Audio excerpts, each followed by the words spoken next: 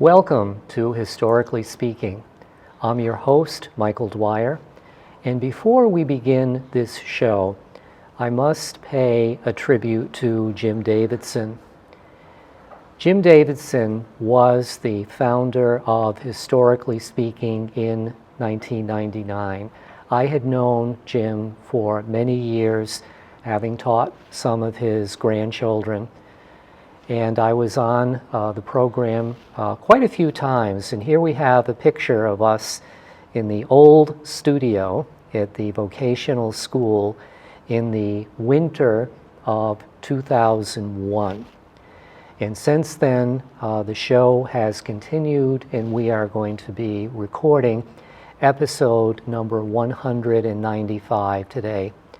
Jim was very much a founding father of the organization, a sustainer of the Rutland Historical Society. He served on every committee. He had an enormous enthusiasm for Rutland history and kind of quirky historical facts. And as I said, coming into the studio today, there's only one historical mistruth that Jim said often. He would call me up and say, "I don't want to keep you, this is a school night." And about 45 minutes later, we would end the conversation. But I owe much to Jim about this show.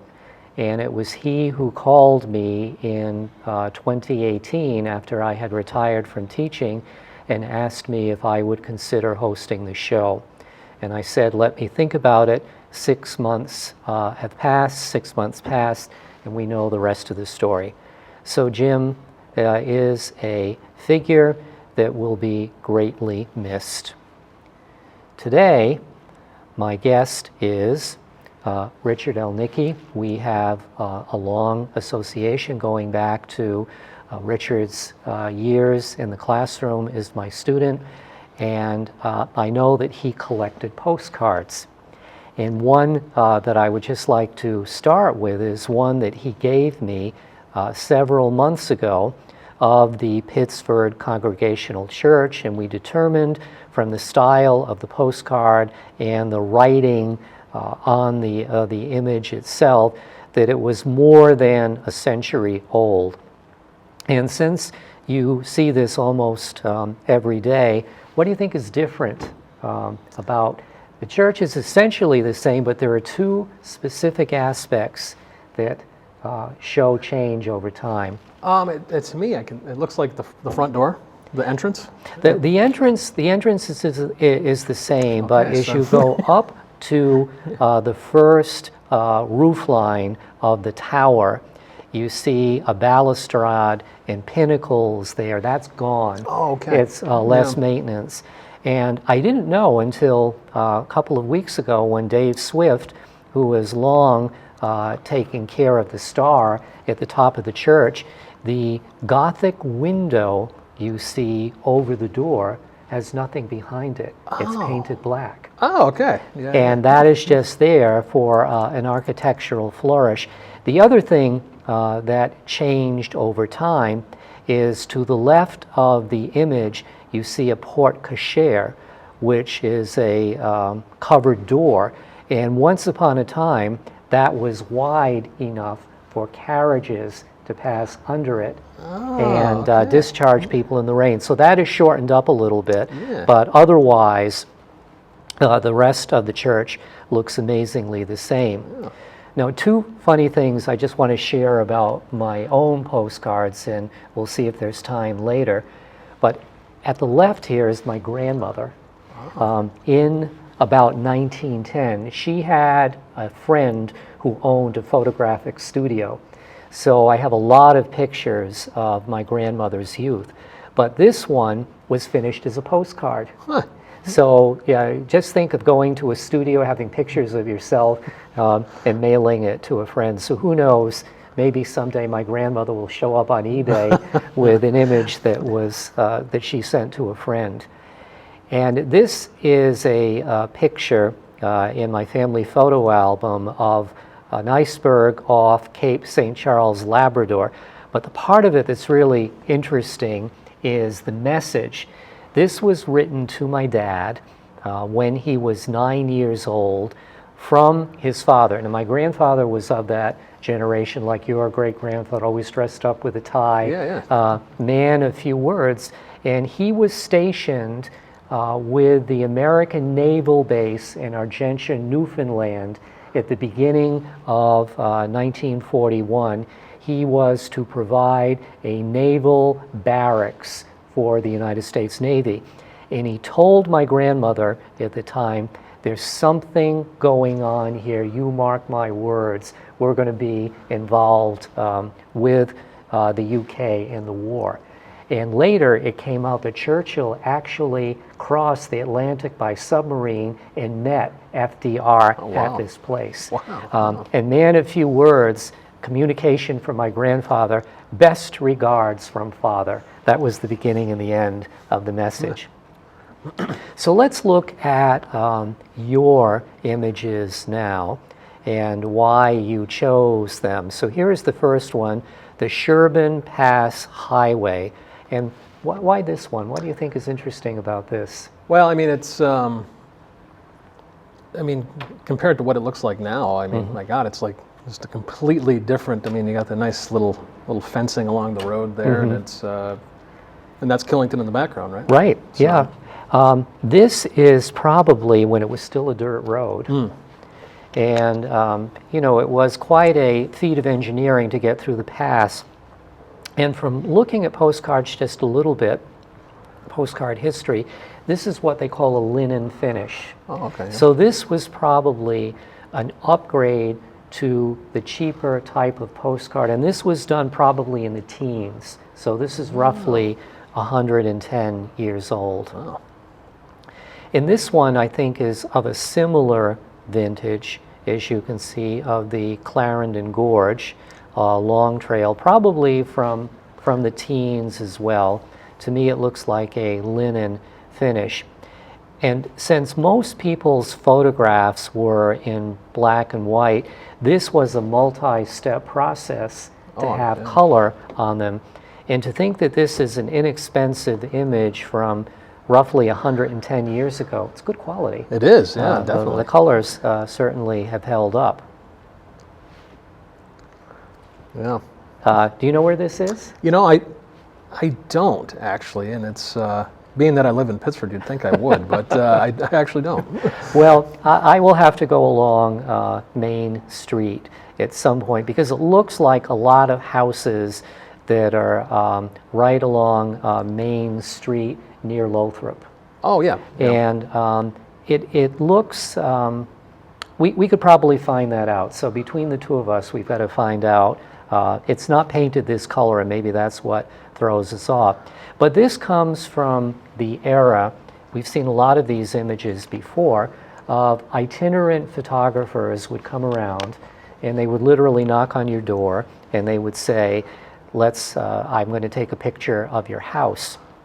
And so since this was finished as a postcard, you probably send this to friends and relatives.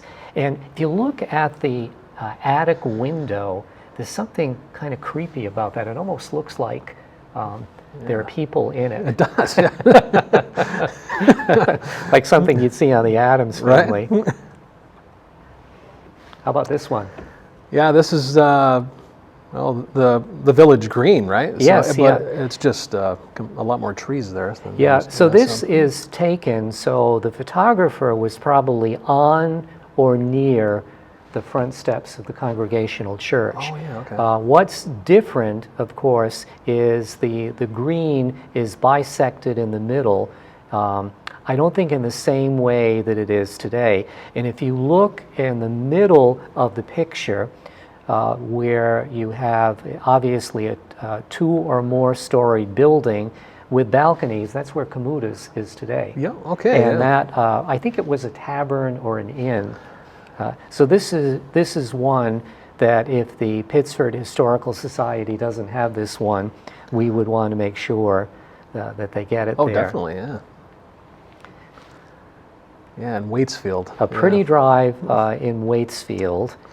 So this is, I think very staged. Now, This, I think we have good evidence because I believe this is one that we copied the reverse of it. Yes. Yep. All right, so this will tell the rest of the story. So this is from 1914, and it was addressed to Miss Ruth Jocelyn in Waitsfield. And we have here the inscription on the back, so "Dear niece Ruth." Now here's the interesting connection.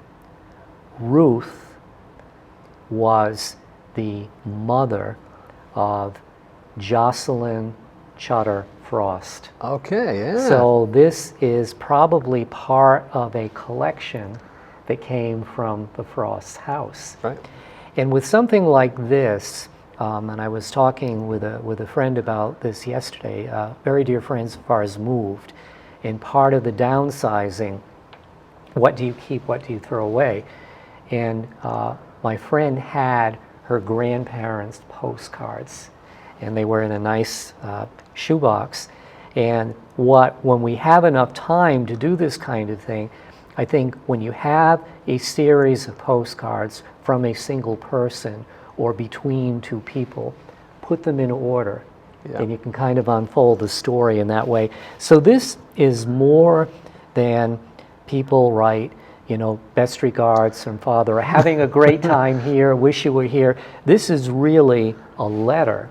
Yeah. And penny postcards existed from the 1890s through decades. So probably when stamps were 3 cents up until about 1954, you could still send postcards for a penny.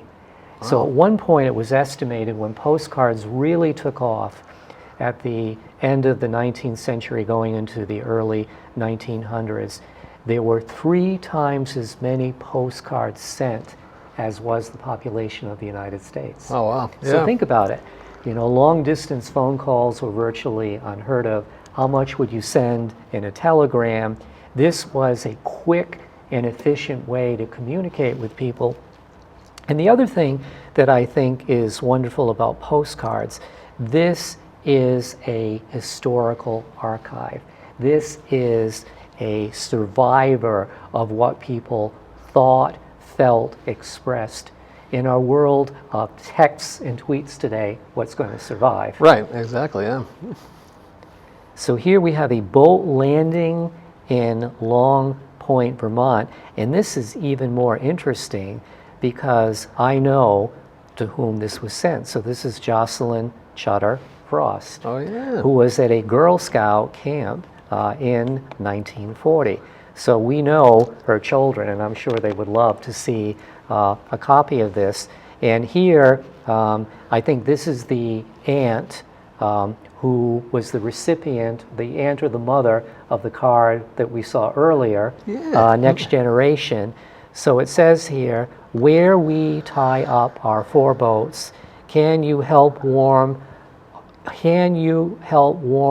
and comfortable and can have a good time during the rainy season? Our days seem quite full with boating, fishing, softball, and scouting. Love, Ruth."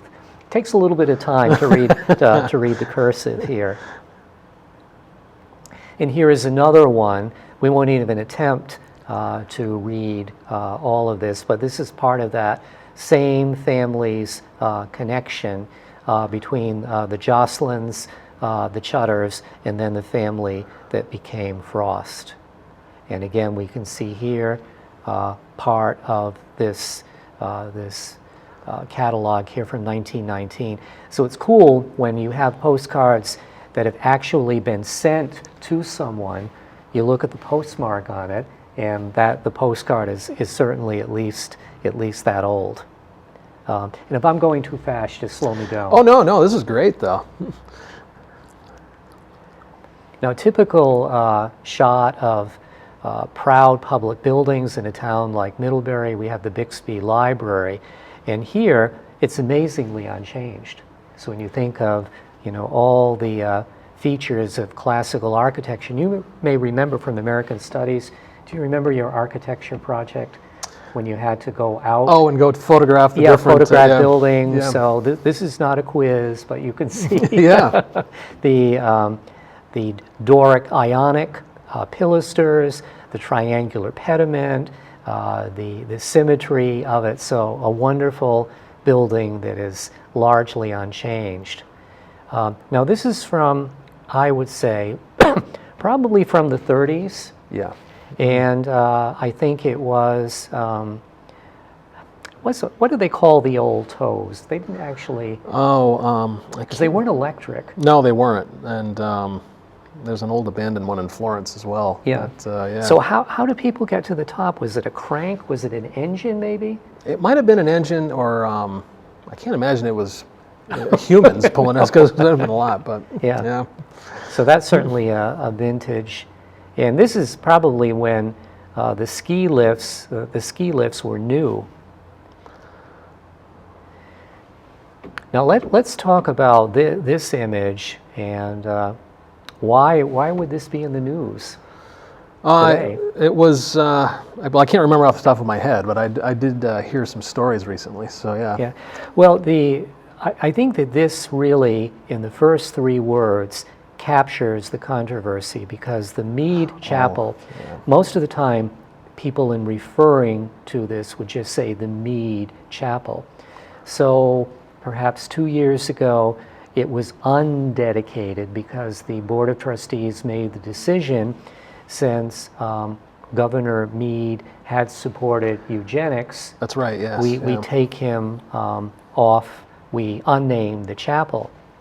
But right now, former Governor Jim Douglas is suing the college, I believe, because of he felt that the decision was made without all considering factors, because Mead did not name this chapel after himself. Right. He named it after his family. So this is one of those things that, as we follow this story, it's going to be an interesting resolution, because on the one hand, we own up to past errors like support of the eugenics movement, but on the other hand, how much do we erase of our history, particularly when it wasn't a personal dedication? So we may have to come back to what's going to happen with Mead Chapel. And again, a view of Middlebury, amazingly unchanged. There is the Congregational Church with its tall spire, St. Stephen's Episcopal Church, which we see right in front of us. And the cool thing about dating this possibly are the cars.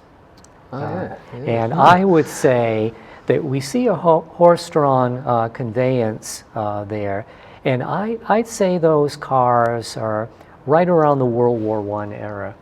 So when convertibles really were convertibles. What about this one? This is an interesting industrial picture. Yeah, you can still go out into West Rutland and see remnants of, in various spots. You have the carving studio on that. It kind of reminds me of what it looks like, except it's now very well overgrown. So, yeah.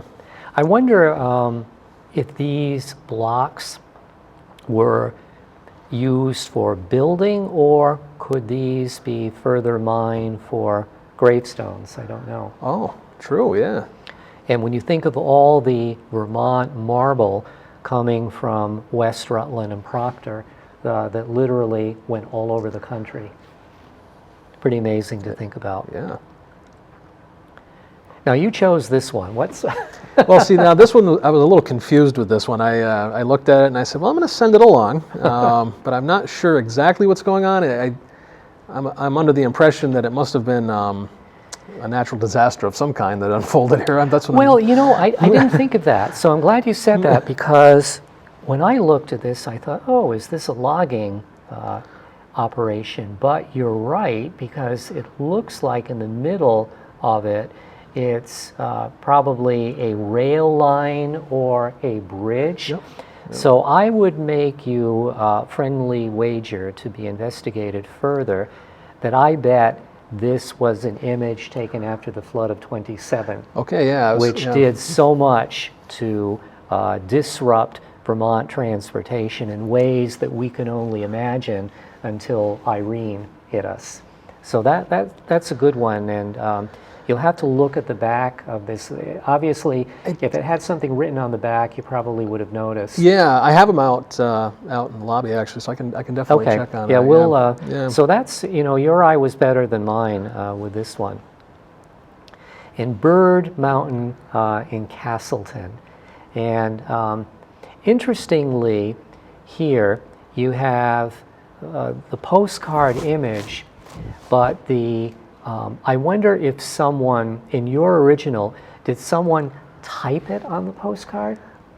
Because to me, the typography doesn't match the picture. The image, it looks yeah. like someone said, okay, it might have told us on the reverse side what the image was, but I think someone put it in a typewriter. Yeah, that's another one I'll have to double check on that. Yeah.